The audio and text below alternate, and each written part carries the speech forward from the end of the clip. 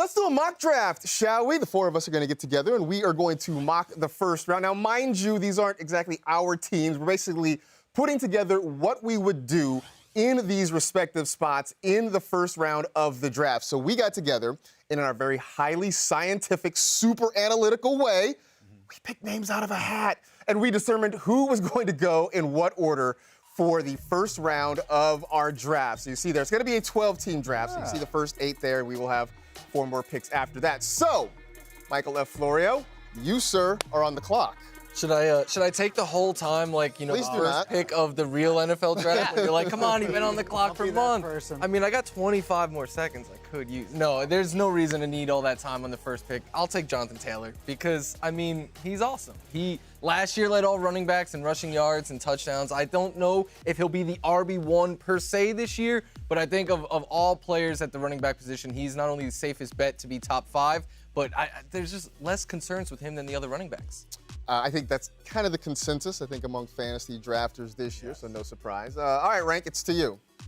You know what? I think the best thing to do at this point would just to be, like you said, take some time off the clock. I do want to get screen time, and if I sit here and I don't reveal my choice, or if I pick somebody that they don't have B-roll already committed for, then I get this 30 seconds. Get my single. Get my single back. Thank you. This is my single time.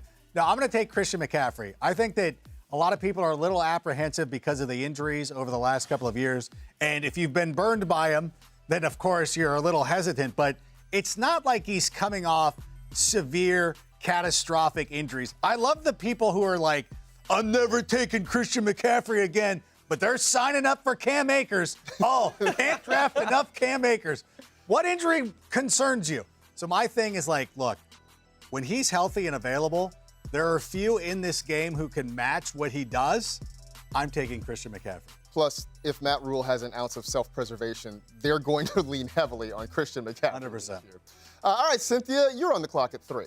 I'm going to make this one kind of an easy one. I'm guessing Najee Harris. I know some people might not have him as their number 3 off the board, but a lot of people have him around 5. But when I look at Najee Harris, it's all about that volume last year. He was on the field more than any other player on offense. I think that continues this year with an O-line that's maybe not the top of the league in terms of efficiency or projected efficiency. So when I look at Najee Harris and making guys miss, he just made like 7 Ravens miss. The line was bad last year. Yeah, exactly. There's nothing different, and you have a different quarterback, and they're presumably going to put in more things that feature all of the things he does well. So Najee Harris, welcome to the team. No worries Mitch is about athletic, too. No worries about fewer cheap targets with no Ben Roethlisberger. What do you think? Where do you think Mitch is stretching the field? Oh, okay. All right, that's fair. No, Fair. I think it's more like if you stretch the field, then you get fewer defenders in the box. All right. You know? I can go there.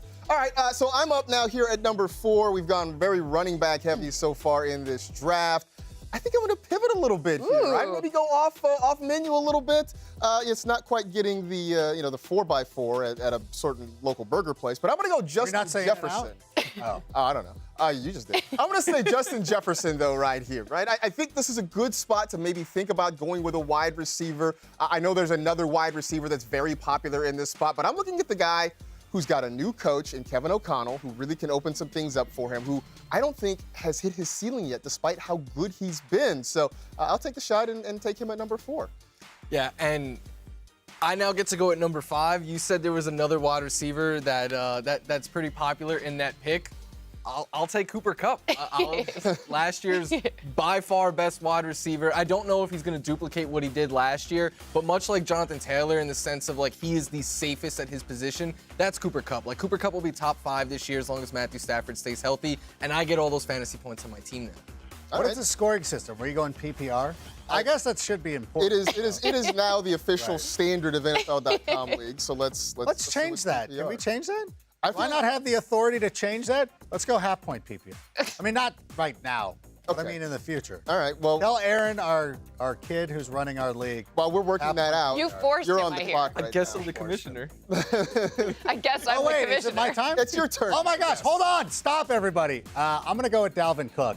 Yeah, that's right. I know that Austin Eckler and Derrick Henry are there, but the one thing that I really love about Dalvin Cook is what you talked about with Justin Jefferson, is that the coaching change makes all the difference. If you looked at Todd Gurley's first 2 seasons with the Los Angeles Rams under Jeff Fisher, sort of mid. And then Sean McVay takes over, and he's the best player in fantasy football. I expect a very similar type output with Dalvin Cook. I can't get enough of this Vikings offense. Although, don't start that. And before anybody goes to my predictions, like, why didn't you pick the Vikings to be in the playoffs? They're going to win 4 games, but they're going to score a lot of points, which is how I like the Vikings. They're going to win 4 games. I'm 6 trying to- games, I'm whatever. trying to- I don't care. The math isn't mathing. They're going to score a lot of points and win 4 games. All right, whatever. Their defense isn't good. Okay. Cynthia, the board is wide open. There's still some really interesting names out there, so go for it. I'm going to keep it pretty local because I like this pass catching back. How he's not been to the Pro Bowl yet is a shame. We need to change that. It's an outrage. Austin Eckler, I think that would be a great pick at 7. If you're getting him at 7, I think the return on investment is very high here. So, I mean, welcome to the squad. I like the opportunity here. I think this is going to be one of the highest, if not highest scoring offenses. There's a few that are candidates for that. It's a division that's going to stay competitive every single game. So they're going to need Eckler. A lot of carries, a lot of volume, a lot of targets. Great for your fantasy. It's a high-scoring offense in a division where you're going to have to score a lot of track points. meet division. And you can play the air guitar. Yeah, you can play air guitar. I mean, obviously, air guitar, I wasn't going to tell anyone that. That's like the little, yeah. I'm not going to do it. Ours I don't for even- air bass.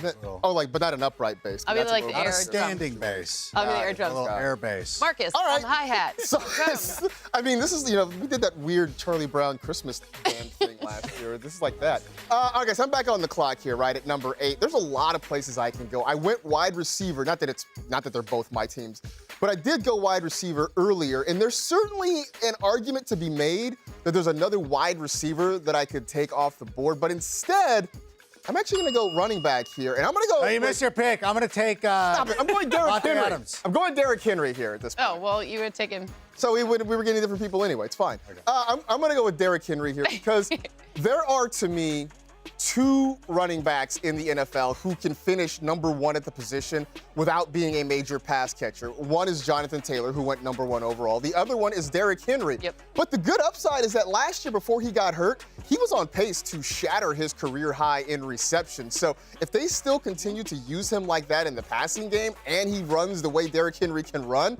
that number 1 RB spot is very much in reach for him. Did you see the touches are most since 1984? I don't think Derrick Henry or Florio were born in 1984. Wait. I know Florio wasn't. I was not. All right. Here we So go. those are the picks, 1 through 8. Okay. Aren't we doing one? I don't know. Anything weird? Anything that stands out to you guys? Nothing stands out. I'm a Okay. little apprehensive on the price on Cooper Kupp. Okay. I just think that when we saw last year when Odell Beckham Jr. joined the team, I think Allen Robinson's going to slide into that role. And if I'm sitting in the first round, I would rather wait and take Allen Robinson later and go get a running back right now. The only note I have here is that I know Jonathan Taylor is the 1.01 for almost everyone, but you made a great point the other day, and you said that if you're in multiple leagues and you happen to have the first pick in more than one, maybe spread it out because then your whole fantasy season's gone if you're Jonathan Taylor everywhere, that's right? huge, So, yeah. so it's I mean, it's not a criticism no, of your no. pick. No, It's just, it's just saying You're it in a was a good- vacuum. You didn't take your boy Justin Jefferson, though. He was gone. He was there, too. I had 2. Christian McCaffrey was number 3. You can't take Christian McCaffrey's got to be the second person off the board. He's very good. It's getting ridiculous with everybody. When he's again, Wait. it's like watching what? You lit the Justin Jefferson at number 1 overall flame, and When then did you're I do saying that? Christian When McCaffrey did I has to do be that? number 2. No, I've been taking Justin Jefferson everywhere. Stop it! Stop it! I've been taking Jonathan Taylor Vikings everywhere fan. at 1.01. You want my purple shirt? What? All right, we are going to continue what? this madness tomorrow. We are going to continue our snake draft and go around with round 2. Cynthia's not here tomorrow. I mean, okay, but we'll How find. do we do We will that? find Somehow a you'll- suitable you'll find a way. replacement for Well, Cynthia that's not- that tomorrow. doesn't make So be sure to sense. check that out, of course, on NFL Fantasy Live, 6 p.m. Eastern. She's here bailing on NFL the draft? Network.